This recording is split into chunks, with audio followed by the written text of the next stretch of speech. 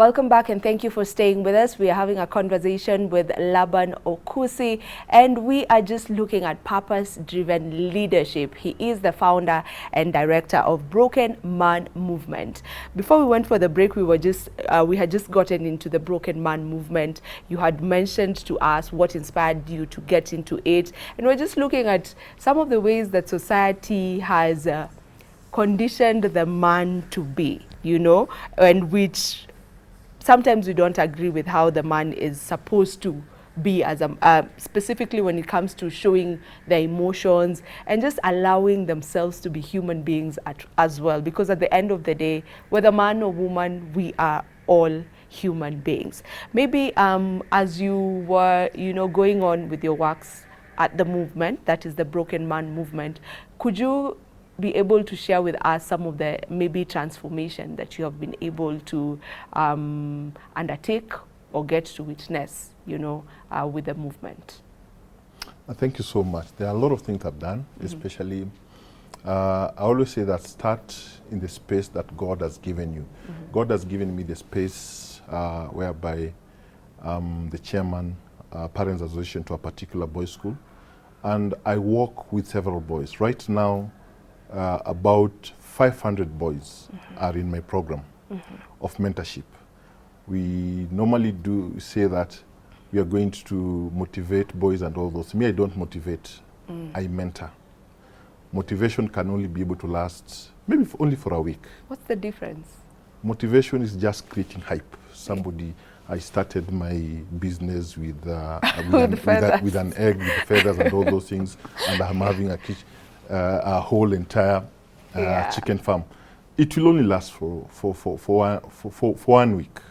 But mentor boys, how do you mentor them? Walk together with them, feel them. Because there's a time I was working with a particular boy, and this boy was more or less found in all indiscipline cases in school.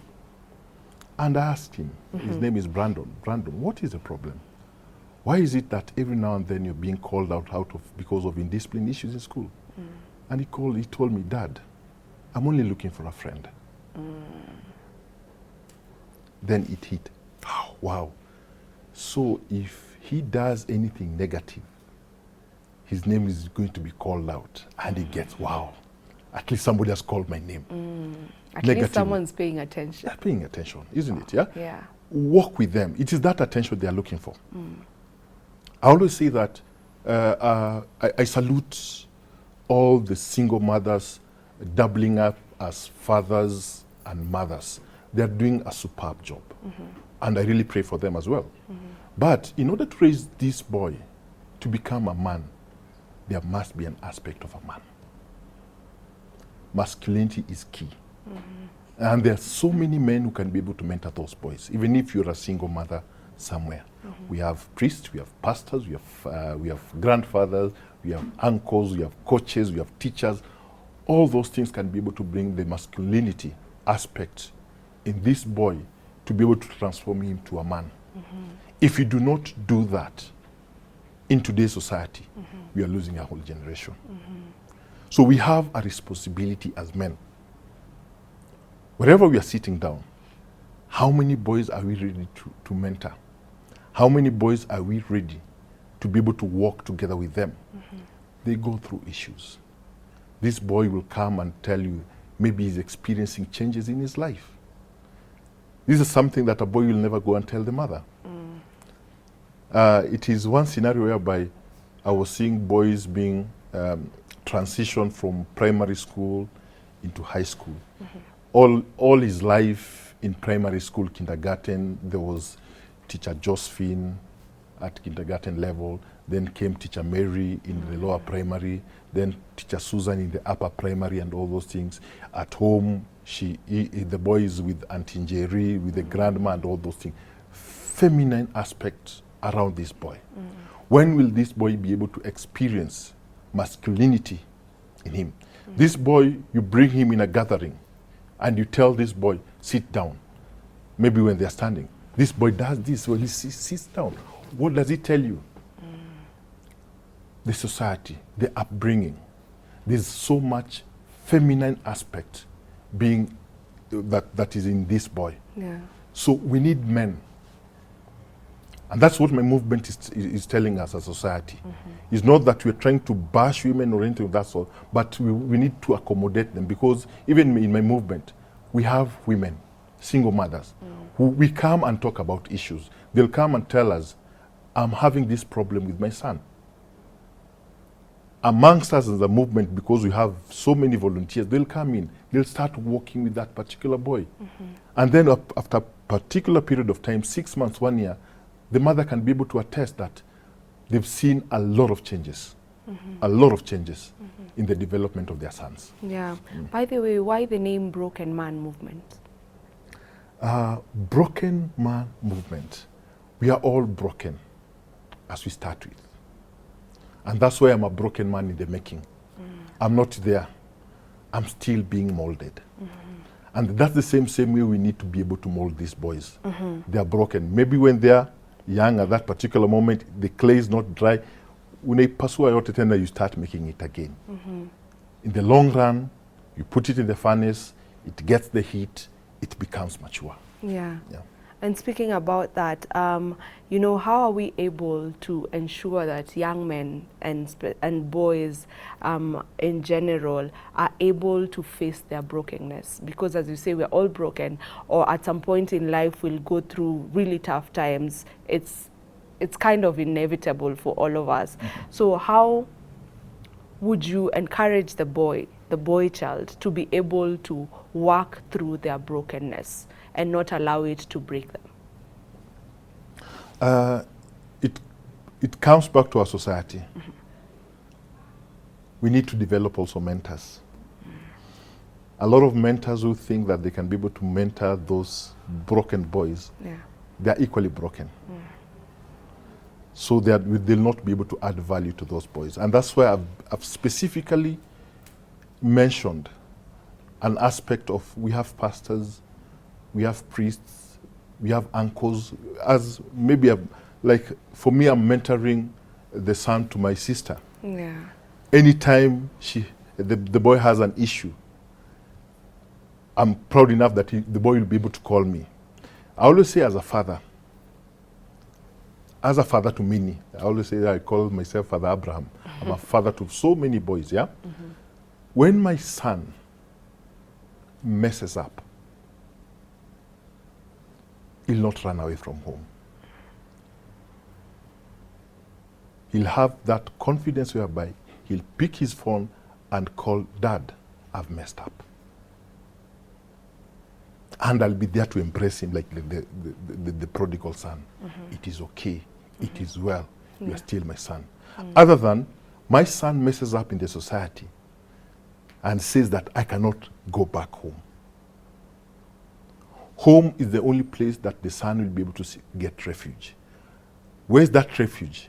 You'll be able to have a father that is ready to embrace him and bring him back.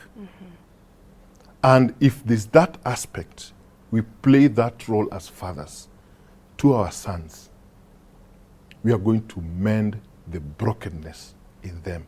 I'm not saying that I'm raising a perfect son. My son will fall.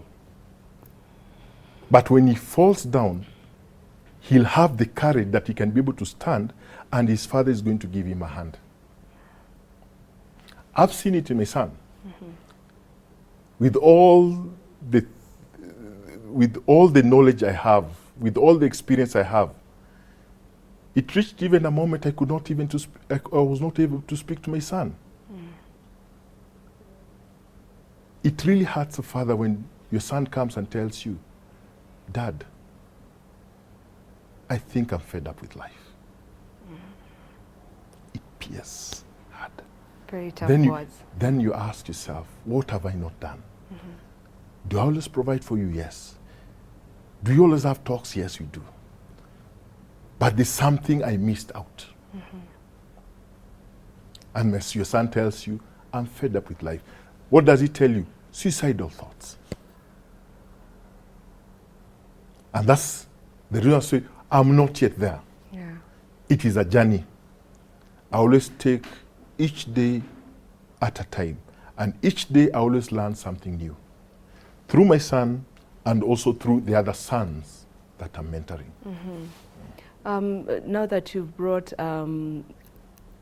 the suicide bit, you know, statistics actually show that more men commit suicide. If you look at the numbers, there's a huge difference. You know, more men are committing suicide compared to women. And I don't know about you, but I feel it's because of the fact that maybe the man is not allowed to speak out.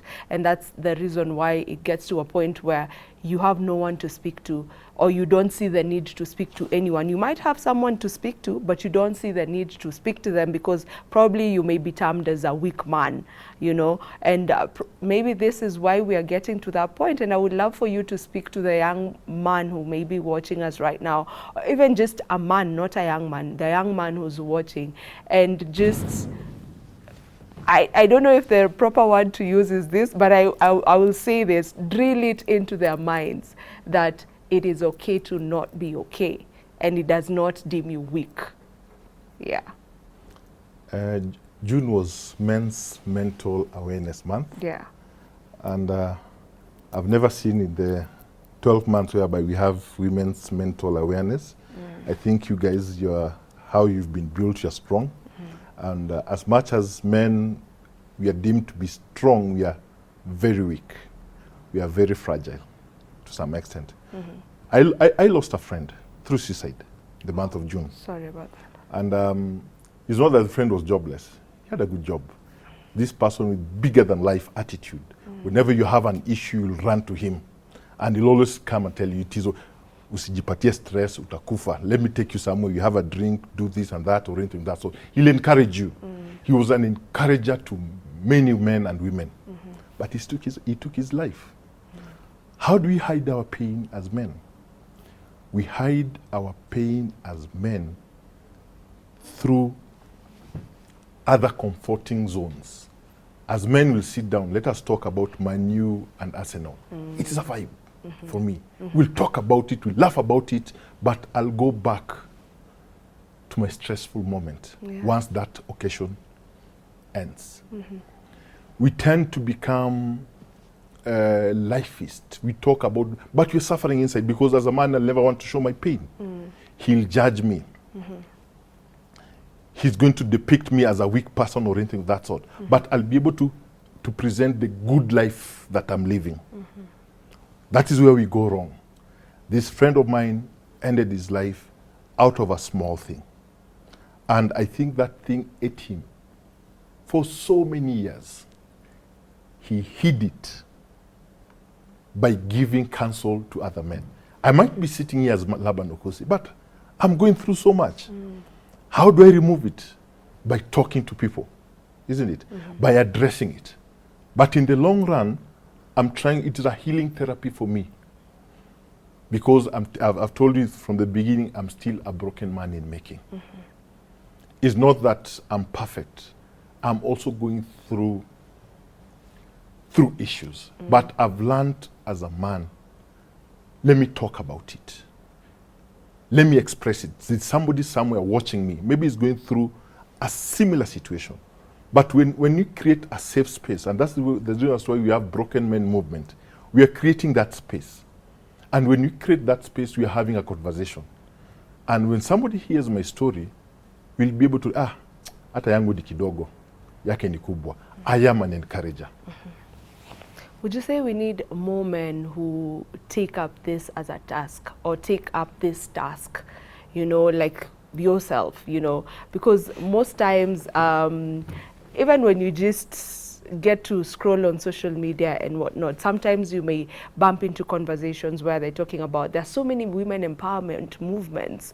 You know, there are so many foundations who are working for the woman. There's so many associations working for the woman, but we don't really see as much of men movements. And there's someone I saw who commented and say, but where's the man? These foundations working for the woman are founded by women. You know, these associations for the girl child are founded by women. And someone asked, where is the man to also take up that challenge and start things that are working for the younger boy or younger man? Do you feel there's that gap? We don't have as many men who are willing to be mentors for the next generation. And that is the reason why the movement is there. There's that gap in the society. I thank God even women have been empowered, which is very good for the society. Very good, very. And we need also boys, also men to take it positively. The only problem is that we take it negatively. Yeah. She earns more than I earn. That is where the problem is. Let us make men appreciate the strides that women have made in the society. Once we start appreciating, then the gap is going to be reduced. And that's the reason why I'm very passionate about making, mentoring this boy to become a man in a way that this boy will be able to appreciate the strides each and every woman is making. Because if I do not empower this boy, if I do not work with this boy, my daughter will not be married by a man. My daughter is going to get a very weak man in the society. And there's nothing which is so much disturbing than having a weak man in society. A man, I need to raise a man that has got those 4 archetypes: a king, a warrior, a mentor, and a friend. Then the society is going to be well knit. Yeah. And what is the role of the church, or let me put it this way, what is the role of the religious or religious institutions in this journey? The religious institutions, they play a very big role. Apart from collecting offerings, collecting tithes, collecting all those things, that is an institution on its own, such that they should be able to have programs that bring in these boys. As a society, you can be able to attest, the school I'm in, you'll be able to get 70% of the boys in school, they do not have a father figure. 70%? 70%, yeah. That's a huge number. That's the time, sorry to say so, maybe I might be able to get a backlash maybe from my viewers, in a way that if you go through even this public transportation, you'll be able to lipa na pochi. When you pay that, you say, maybe, sorry, Kevin Wanjiro, something of that sort. There's an aspect, a man aspect is being missed somewhere. And it happens across board, isn't it? So we need to bring in these boys, even as a church. Can we be able to have programs that can be able to empower them? Because if we do not empower them with the church programs, they'll get comforts outside there. People are really praying to be able to get these boys. One, I always try to bring it in the religious aspect. By the time the devil was approaching Eve, at that particular moment, Eve was not, even the name Eve was not there. It was the devil approached the woman. It was after the devil approached the woman that the name Eve came in. There was no identity. The devil will always strike where there is no identity. We need to give identity to our sons. I like that. We need to give identity to our sons, as you've put it. And maybe someone may ask, how do you give someone an identity? And how does one become aware of their identity? Our boys are behaving the way they are behaving, even if you look even at the current Gen Z movement and all those things, yeah? Once our boys will be able to realize their identity, it's just appreciating them. We judge them so much. We don't give them a space to be able to express themselves. But if we only listen to their cries, if we listen to what they want, the only thing they're crying for is identity. Let us appreciate them. And that's the reason why I'm really passionate about mentoring them. If our boys could be mentored, I'll really be happy to see a group of boys being mentored by a particular priest, Father so-and-so. Whenever they have issues, they will be able to run to that father. He's going to guide them. He's not going to misuse them or abuse them, just to guide them. And once you abuse a boy like this, that dent will never disappear. Let us do it with purpose, with clear minds, with open hearts, that we walk with them. Yeah. And I want to go back to where you mentioned that, 70% of the boys in the school that you chair, the Parents Teachers Association, I believe, 70% of the boys have no father figures. And looking at the society we're in right now, not just in Kenya, but all over the world, even when you look at statistics, it shows that we have more single parenthood homes now than ever before. And the single parenthood homes, most of them lie on the mothers, single mothers' homes. So we have more single mothers in the society we live in, more than there has ever been in history. Maybe what would you say is attributing to this? Because when you look at it, some of these single parent homes, the single mothers, the fathers are not dead. The fathers to these children, it's not death that struck that home. It's just the fathers are no longer there, or there were issues between them, and now the dad is not there and is no longer in the child's home. So probably what is getting us to this point, and even as we speak about that, you can maybe talk about co-parenting, because sometimes when parents are no longer together now, the children has to suffer because of that, because they may lack one parent, either the dad or the mom. If they stay with the mom, then they lack the fathers. If they stay with the dad, then they lack the mothers. That co-parenting, how do we go about that as well? Let us be able to bring back the community as it were before. It's not that before we never had single parents. They were there. Yeah.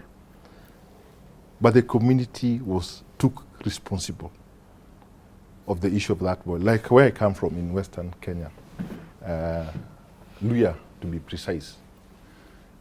There's the aspect of uncles and aunties. It was very serious in a way that when you approach your uncle, in fact, that uncle, the name uncle was not there. It was Baba Mkubwa ama Baba Mdogo. Yeah. He's a father. Any guidance he'll give you, you'll be able to do it.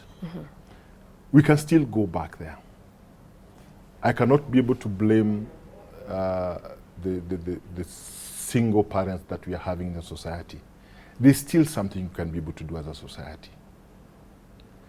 Let us be able to bring back the community to be as one thing. Because I know that single parent, single mother has a brother or an uncle, something of that sort. That boy can still be mentored. What we are lacking as a society is fatherhood. Even to me, being a father, I'm being fathered. My father passed on the year 2005. And the time I realized that I still need to be fathered was when I lost my mother. Guess who came and held my hand and told me that, don't worry, it is okay, I'll walk with you. It is my son who came to father me. It is my son who came and held my hand and told me, Dad, it is okay, I'll walk with you. It's painful to lose a mother because I have a mother, but I'll walk with you. So in all aspects of life, we all need to be fathered. And that is the cry of the boy child. The bigger percentage of inmates in prisons, they are boys who do not have a father figure. Do your research. You've mentioned about Men's Mental Awareness Month in the month of June. Every minute, a man commits suicide. Yeah, the numbers are insane. The numbers are insane. Yeah. A man, every minute, a man takes his life. Yeah. And these things are the things that we need a conversation. Let us talk. Let us go to each and every home and talk to the boy child. Let us mentor, let us walk with them with an open heart, not taking advantage of them. Because as a society, sometimes people normally prey on boys, genuinely. And that's why I'm passionately mentioning about the church. We've got a very big role to be able to play as a church towards working with these boys. All right. And I'll now allow you to just give us your final remarks. If you need to speak to the boy, if you need to speak to the father out there, if you need to speak to the society in general, go ahead. That's your camera. Thank you so much to viewers at home. My passion is on the boy child. My passion is to my fellow man. As a fellow man, wherever you are, kindly stand up to the occasion. Go back to the place where God had placed you. Men, we are men of valor, men of vigor. We are men in this society. If we do not raise our boys to become men, we'll be able to lose a society. Our daughters will not have husbands to marry. Our daughters are not going to have sound families. But my prayer is men to be able to take up their position in their society. I need to see a man who is a king in his home. I need to see a man who is a warrior in his home. I need to see a man who is a friend to his family. And I need to see a man who is a mentor to the whole society. As men, we have this space that we can be able to talk about our issue. Whenever you have any issue, mental issue, anything that's all, talk it out. Talk it out in any space. And God is going to see you through in whatever you're going through. Thank you. Thank you so very much, Mr. Laban, for gracing our show today. We really appreciate your presence here today. This is where we get to end this conversation and also get to wind up the program. This is The Nest, and we usually do this each and every week. So be sure to always tune in. So I'll see you next week, same time, and please, God willing, do enjoy the rest of your viewing. My name is Vivian Dagwa.